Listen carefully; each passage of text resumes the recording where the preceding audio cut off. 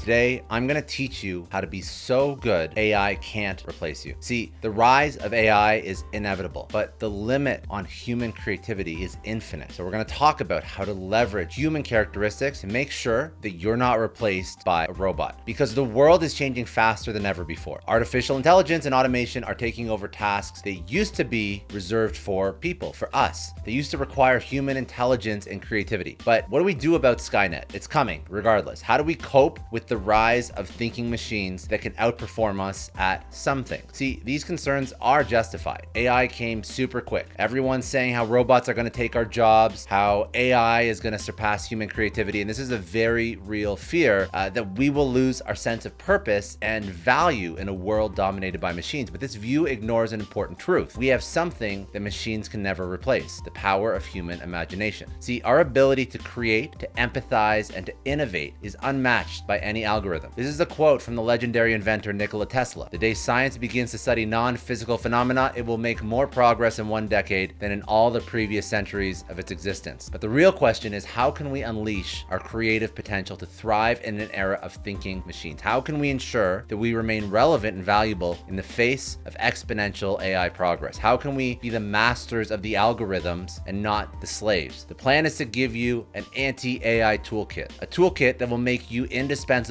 and unstoppable no matter what version of ChatGPT rolls out. See, the machines are here, but so are the infinite possibilities of the human imagination. Now, this toolkit that I put together has three pieces: curiosity and creativity, originality, and perpetual learning. These are the three things I'm going to teach you how to master. Let's start with curiosity and creativity. There's 6 pillars to unlock curious, creative genius, the first weapon against the machine. So, conventional wisdom will always state that curiosity and creativity are these pseudo-magical gifts. You either have them or you don't. And this is false. They can be cultivated, they can be built, they can be strengthened, they can be trained through deliberate practice. Now, why do I care about curiosity and creativity? Well, because first, to be creative, you have to be curious. Creativity cannot and will not exist without curiosity. See, it's a 2-part problem that we need to solve for. There's a great book, The 3 Human Super Talents AI Will Not Replace, by Thomas Kamaro-Pramuzik and Reese Akhtar, and they speak about how to architect curiosity, empathy, and self-awareness. These are not my 3, but these are another 3, but they are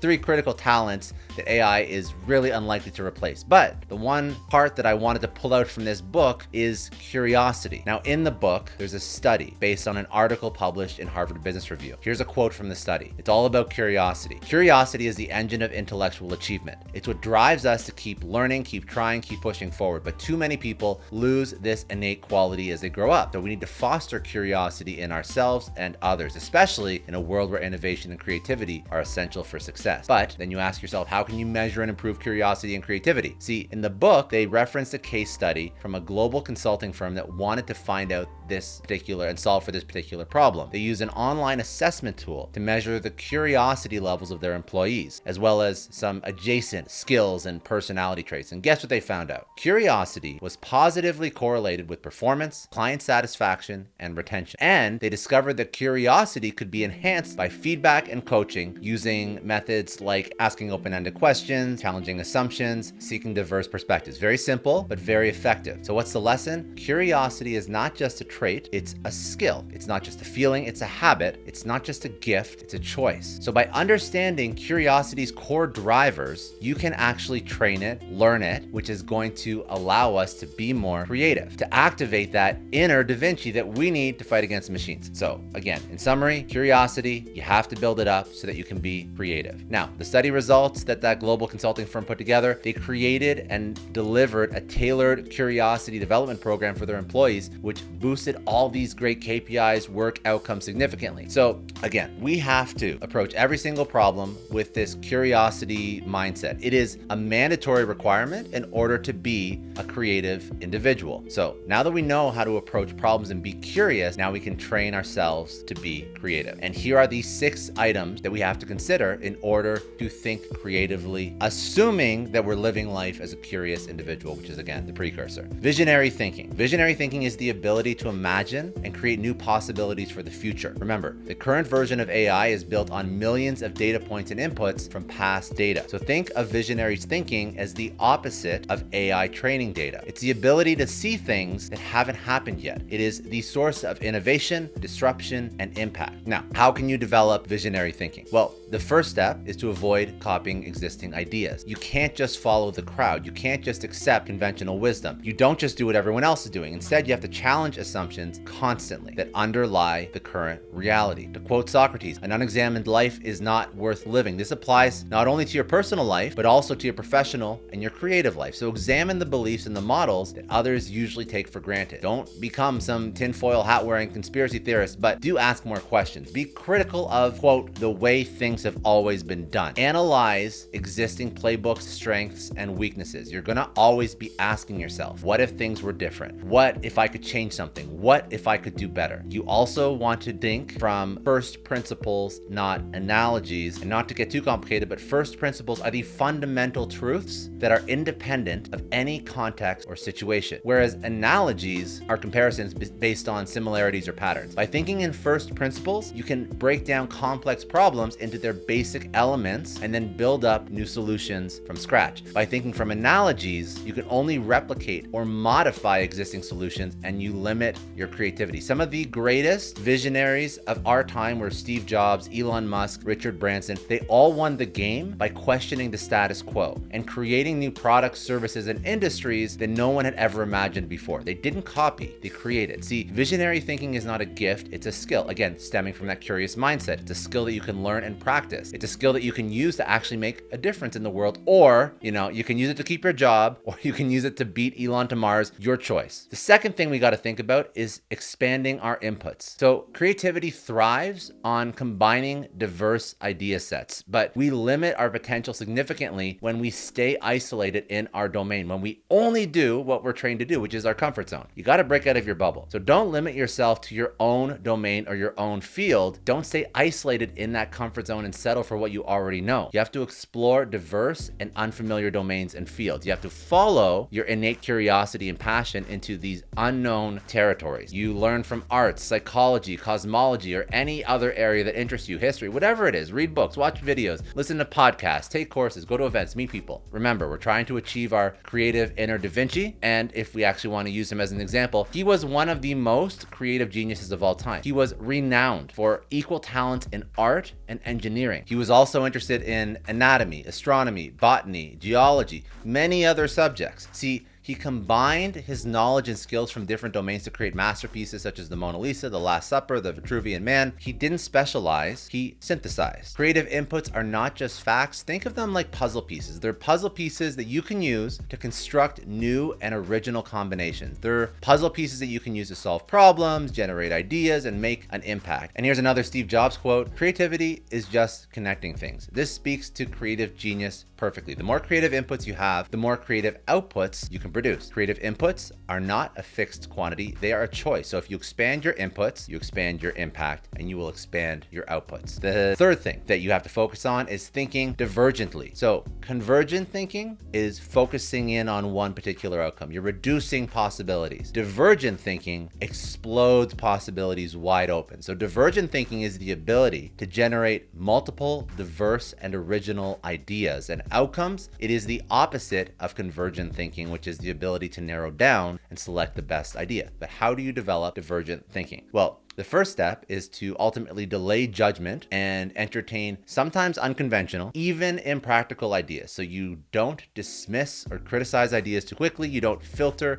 or censor your own thoughts, and you don't just follow the rules or norms blindly. Instead, you embrace eccentric diversity. You want to fuse disparate, different concepts into these fresh combinations, very much following up what we just spoke about with creative genius, but you have to experiment with different perspectives and scenarios. This is all all how you approach problem solving. So when you look at, for example, Thomas Edison, he is one of the most prolific inventors of all time. And to quote him, to invent, you need good imagination and a pile of junk. What this means is that junk ideas often contain seeds of genius, and that imagination is the key to unlocking them. So you don't reject, you explore. Divergent thinking is not just a skill, it's actually an attitude. It's an attitude of challenging status quos, seeking new possibilities and value, creativity over conformity, and you're valuing really impact over just convention the way it's always been done. So always delay judgment, entertain the unconventional. Your attitude always has to be one of openness and exploration, and you can do basic exercises to help this. You can do brainstorming, you can do mind mapping,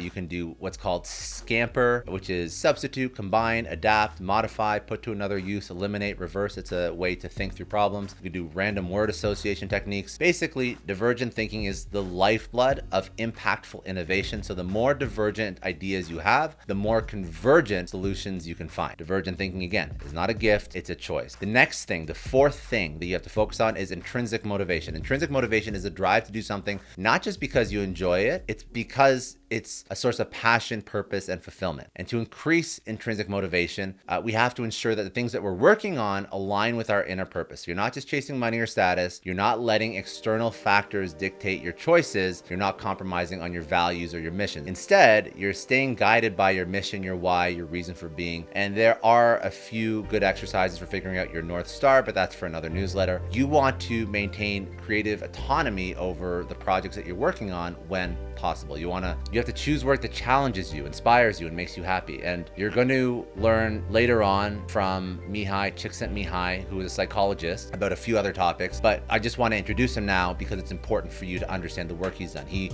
worked on flow, and he coined the term flow to describe the state of optimal experience. Well, this ties back to working on things that you care about. And he found that when people are intrinsically motivated, they develop skills, attach meaning to their lives, they achieve higher levels of performance and satisfaction. So this all ties back to this intrinsic motivation. It's not just a feeling, it is a massive force that can fuel innovation, it can fuel creativity, it can ignite a ton of potential. And you've heard the Simon Sinek quote, people don't buy what you do, they buy why you do it. Intrinsic motivation is the why that matters most, because the more intrinsic motivation you have, the more extrinsic rewards you're going to get. Passion really powers possibility. The fifth thing that we have to focus on is iterating rapidly. Now, remember, we're trying to solve for creativity, but what does creativity actually lead to? Well, it leads to innovation, which is not a moment of instant insight. It's a massively iterative process of gradual improvement and fast failure. I mean, we can look at Airbnb, one of the most successful online platforms for renting and hosting rooms and accommodations. Their founders prototyped their idea quickly and cheaply, and they used the feedback they received to improve their product and service again and again and again. Another example, Amazon, one of the most innovative and successful companies in the world. The company places these small bets on different projects that can unlock these massive breakthroughs. And the company encourages its employees to experiment with new ideas and projects, even if they fail or lose money. The company even has a process called working backwards that tests customer demand and viability of new ideas before they invest too much money or time into it. And well, how did they do it? All through rapid iteration. See, iteration is essential for innovation, learning, and growth. But how do you actually iterate rapidly? Well, prototype bold ideas, quickly gather feedback, view setbacks as the tuition for growth. You have to place these small bets that could unlock big breakthroughs. Basically, the more you iterate, the more you learn, the more you learn, the more you improve, the more you improve, the more you innovate. And you've heard this line before from Edison, I've not failed 10,000 times. I've successfully found 10,000 ways that will not work. So this is the process of iteration. And the sixth and final piece of creativity is flow state mastery. Flow means a ton when we're trying to get into this peak performance mindset that's going to allow us, again, to fight against the machines. Ideas really don't mean a lot without focus and stamina to execute on them. And this is where flow comes in. You have to make activities that create immense focus a daily practice. You have to structure conditions to enter flow regularly, and you have to guard your creative time zealously, and you will achieve breakthroughs much quicker. Remember our psychologist Mihai? Well, again, the guy that coined the term flow to describe the state optimal experience, he found that flow state can be induced by following 4 steps. You have to find a challenge that matches your skills, you have to set clear and immediate goals, and you have to focus your attention on the task, and lastly, you have to receive immediate feedback on your performance. Remember, flow is absolutely sacred. It's an extremely important piece of this playbook. Do not let anyone or anything interfere with your flow state. Don't allow others to interrupt you, distract you.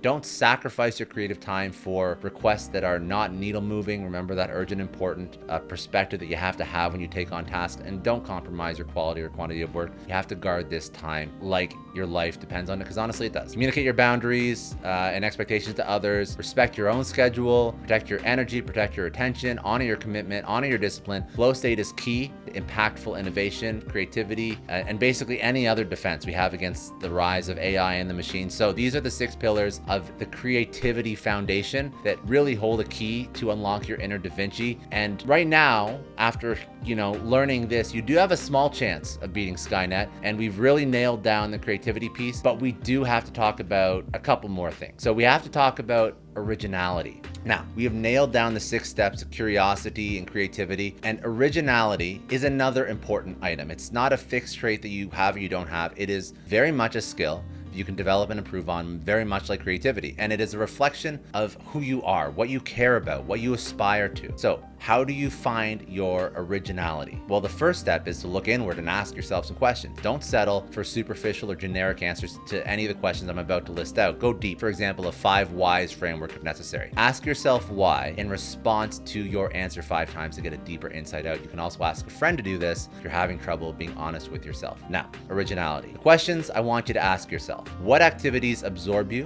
When do you lose track of time and enter flow state? What original pursuits bring you alive? And as philosopher Joseph Campbell said, follow your bliss and doors will open where there were no doors before. The things you are naturally obsessed with will reveal your natural talent. Other questions. What energizes you intellectually? What topics never cease to stimulate your mind? What disciplines really call out to your curious spirit? And you want to follow these intellectual magnets to really uncover your original wiring, because they rarely steer you wrong when you really go deep. You want to ask what problems get you fired up. You want to ask what injustices or grievances ignite your passion. What broken systems infuriate you that you feel compelled to fix.